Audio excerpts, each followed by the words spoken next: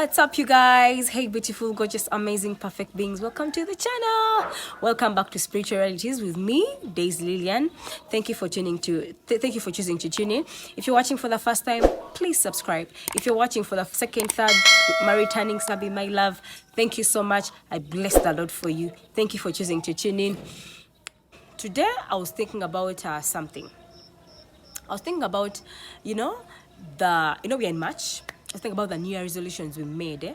New Year resolutions, we had our vision boards, we made plans. So I suppose by now we are going through these plans and these vision boards. We are making things happen, or we are changing things, or we are like, oh my God, it's March, I've done nothing, now let me begin. Yeah, whereas for me, I set out goals. Of which goals I divided them into two. You got those goals are in my authority that I can accomplish by myself. You get, and the goals that I know are not really in my control. They're not in my hands.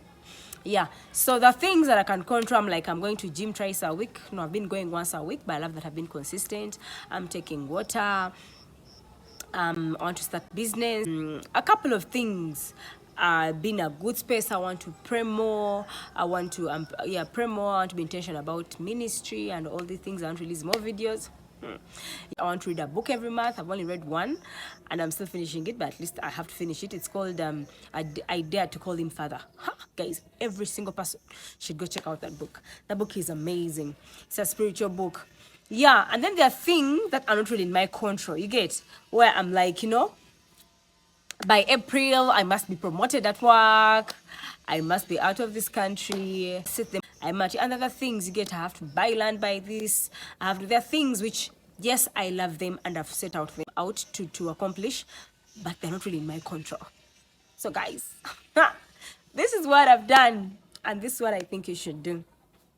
Take a breather, breathe in and out, and hand them over to God. You get? And be like, God, these are my plans. These are things I want, but I'm handing them over to you because I know you help me accomplish them. Because this famous saying that goes like, we make plans and God laughs. I disagree with that saying. I disagree with it. I've had men of God say it. I've had people I honor spiritually say it. I've had friends say it. But honestly, I don't believe it. Have I made plans that have not come through? Child! Huh? Girl! At this tender age of mine, I have things I've prayed for years. But I still believe God is not laughing at me as I'm making those plans. You get? This is what I've come to believe. There are reasons as to why we don't receive the answers and the what we ask for. Now, first of all, God is a good father. He says, ask me of anything. You get it? And I'll give it to you. He says, if your fathers on earth can give their children good gifts, how much more your Father in heaven? So I don't believe when I'm making plans, he's laughing about them. He's laughing at me. You get? This is what I believe. There are a couple of reasons why we make plans and they don't come to pass. One of them, I believe, we are not praying in the will of God. What do I mean? When the Bible talks of God having good plans for us and giving us a good plans for us, and the good plans, and they'll give us an expected end in Jeremiah. Yeah, sometimes we make plans out of the will of God. You get? So yes, you want this and all this and this and this, but that's not the will of God concerning you. And he says he has a plan for you. That means there is a plan that God is going to lead your life into. You get? So as you're cursing God, you're calling him a father who's laughing at your plans and all that. Sometimes you need to go back and ask yourself, is whatever I'm asking God for in the will for me? He says, commit all your plans unto the Lord and they will surely succeed. That means your plans will succeed either way. They have to. Why are they not? Because sometimes they're not in the will of God. And I hope our souls are humble enough to take it when they're not like, okay, God, oh God, this is not your will. I'm trusting you for your will. I'm choosing to move according to your will. You get? Because our plans ought to succeed. Because if they are in the will of God, you get? So sometimes you are praying and no, that is not the will of God for you. And second reason, I believe people are lasting. Sometimes when we are lasting, like you want this just because you want it. You get? You just want it. There is no, because God is a God of purpose. You get? He says all things are together for good. Those who love the Lord are called according to purpose. We've been created for a purpose. So then there's no lust in purpose. You get? So you're asking God for things, but you're just lusting for them. You just want to get married. You just want that guy. You just want. You just want. So you find yourself that things are delaying in your life to come because you are lusting. Your heart is not right towards the things of God. The other reason I believe things delay because we don't have the things because God is preparing us for the things. The things are there, but we are not prepared enough. If we got them, they will not carry the meaning they ought to, they won't carry the purpose they want to, and we'll take them for granted. So for God to fulfill his mandate and assignment in your life, he's going to prepare you before he gives you that thing. So friend, you are not delayed. You are not rejected. You are not, delay is not rejection. God is preparing. So by the time the things come in your life, they carry the meaning they ought to. They are good enough to accomplish that has been set out for you. A friend once told me, sometimes things are happening in your friend's life and not yours because they carry no assignment. You get, for you, everything in your life must carry an assignment. It carries an impact on many. It has a meaning. It carries a sense of satisfaction. It leads you deeper in God. So because sometimes we admire our friends, but our friends have been lost course. What do I mean? They're indifferent to the ways of God. But because you are on the path of God, God is going to take you through something to bring your attention to what you ought to be paying attention to. And you need to understand that comparison is not of God, comparison is of the devil. You get? You need to stick to our path. And if you stuck to our path, you realize it's not that bad. We need to trust the process, that God is taking us through a process and is going to grant us our miracle. But when the miracle comes, it carries the impact, the influence, the satisfaction, the meaning as it ought to. So we are not delayed. We shall accomplish all these things. And then the right thing, my other reason, it's not yet time. You get? It is there. He says he has given us all things that pertain to life and godliness. We have it. It is yours, but it is not yet time. He says, when the time is right, I, the Lord, will make it happen. Guys, I live by that scripture. When the time is right, I, the Lord, will make it happen, because he is a faithful God. He's not man to lie. You get? Whatever you need in this life is there for you, but sometimes it's just not yet time. And my prayer is, may God give us the patience, may God give us the grace to wait in the time of waiting before we receive what we ought to receive.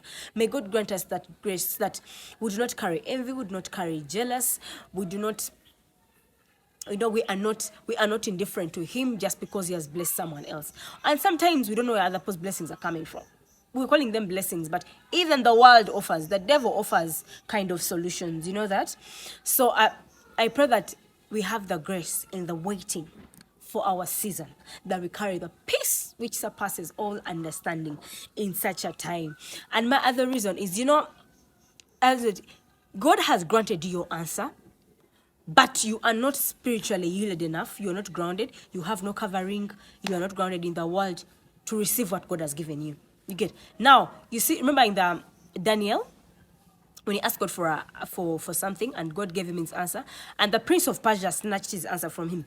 Exactly. It's happened at some point in this time, in this dispensation, where God has granted you your desire, but because you are not spiritually strong enough, the devil snatches what belongs to you. So you're different, like, God, no, but he gave you an answer a long time ago. But because you are not either covered, you carry no covering, you carry no spiritual grounding, you are not spiritually energized, you are not strong, the devil snatches your thing and you can't get it away. That's why I encourage us to speak in tongues, because when we pray in tongues, we open up doors that we do not know. We break things that we have no boundary, things that our conscience is not aware of, our mind is, our physical realm is not aware of, but the spiritual realm is aware of. And then we need to be covered. Covered, I mean like your spiritual authority. Because they carry authority in the spiritual realm, there are things that have to align back to you because you are covered. So sometimes God gave you the answer, but the devil snatched it, and you are so weak spiritually to receive what you ought to do. So you are delayed you are delayed,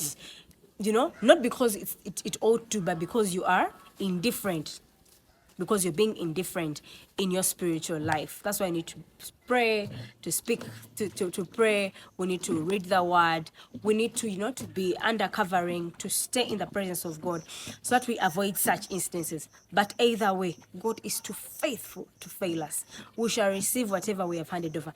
And if past years, if time comes and we're not receiving or what we think we ought to receive, we need to trust God enough. I know that God, I've not received it because I know you have a better way. I'm trusting your process. I'm trusting your plan. Because you say that the expectations of a righteous man will come to pass. You promise that my expectations will be fulfilled. And if I have a desire of something, you've given me your desires, and my desires according to your will. You get? I believe that I'll receive whatever you have aligned for me. And I'm trusting in this process because in the end, you're such a beautiful God. You love me too much to deny me what you've aligned for me. And I believe that. So either way, whether I receive it or I don't receive it, I'm going to trust you. I'm going to praise you, Jesus. Whether things work according to my way or they don't, I'm going to believe in you because I know that your plans for me are good. You get? I know you know me more than I know myself. So sometimes the things I've set out are not happening because you know me better to give me less. You get? The assignment on my life cannot allow me to set off what is not of you. You get what I mean?